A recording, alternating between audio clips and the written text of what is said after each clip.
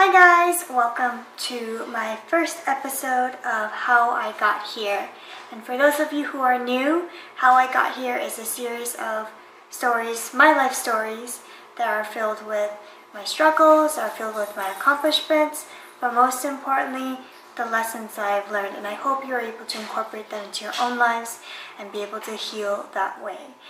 So today's topic is basically about the relationship with me and my mom.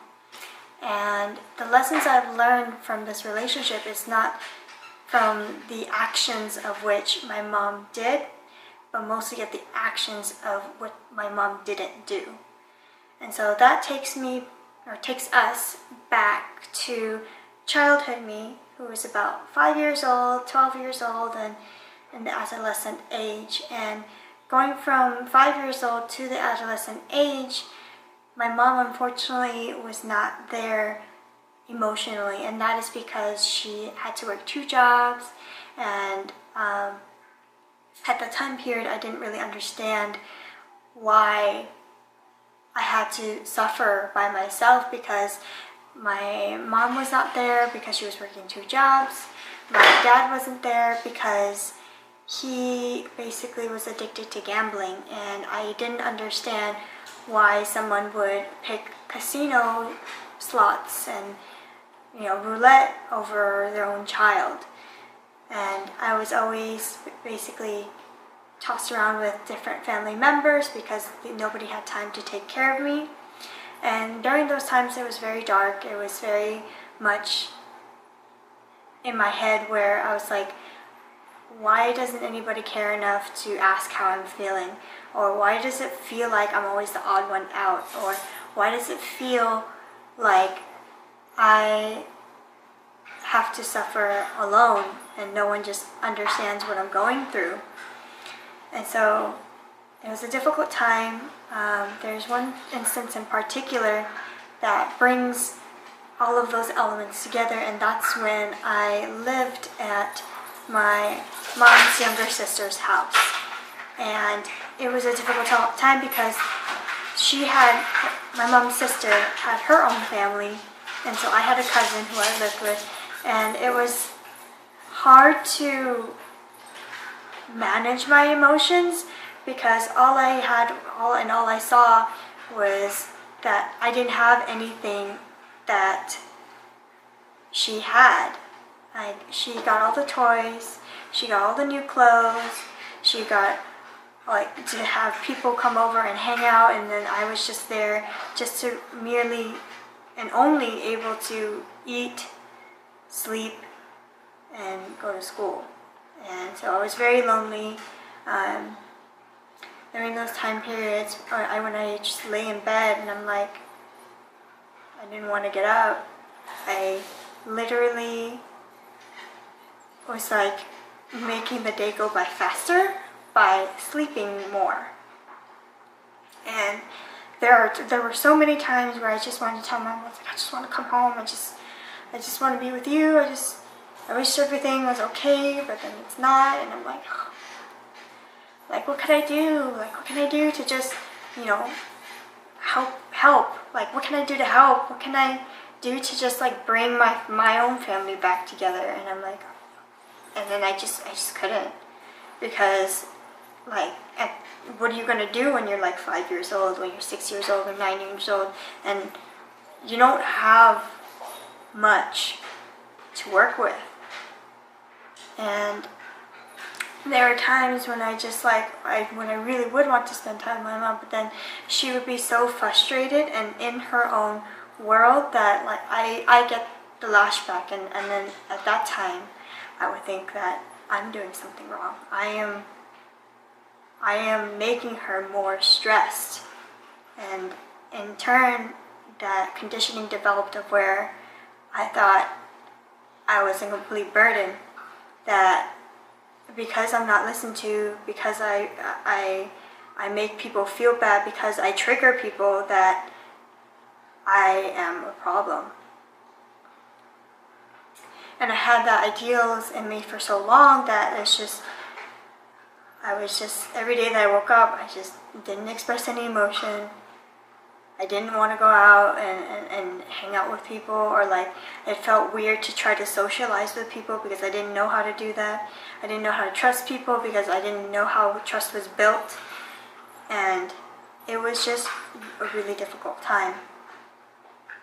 But in the process of that, in the process of resentment and feeling that way, and then coming back to this present moment and understanding like spirituality and understanding like how people work and just going through life, learning and taking things day by day, I realized that with all the resentment that I had, with all the jealousy that I displayed, and with all the anger I put out towards other people, that was my cry for help.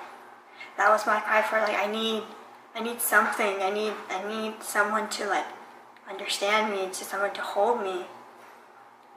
And so as I look back to those moments, and I look at my mom, or like I imagine her in my head, I'm like, I can't be mad at her.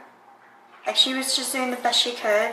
I can't blame her for not being able to take care of me, for not being able to give me the emotion, that hug once in a while, that check-in. That was so detrimentally important to me.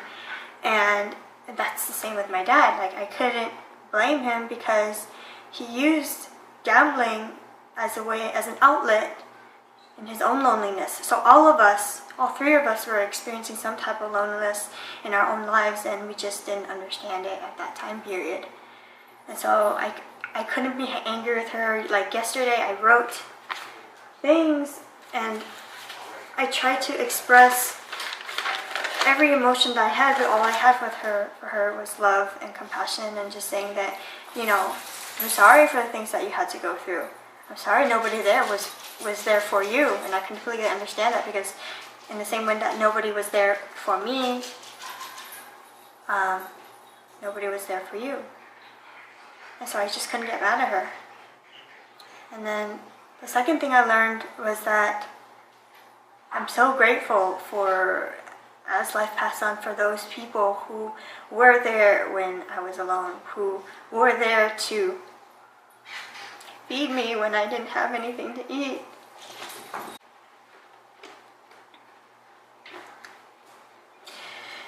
And, you know, I'm so thankful to be able to, even though things were so hard, like, I know that my lesson is that to understand that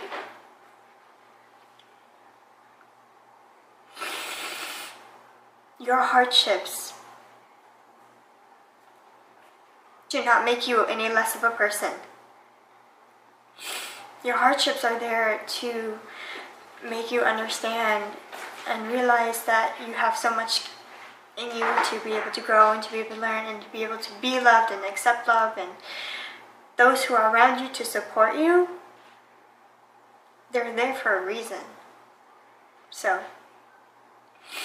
and the third thing that I've learned is, if you are ever feeling down, or if it is hard to speak up for yourself, just know that if you speak up for yourself, it's better than carrying all that weight, all that emotion inside you.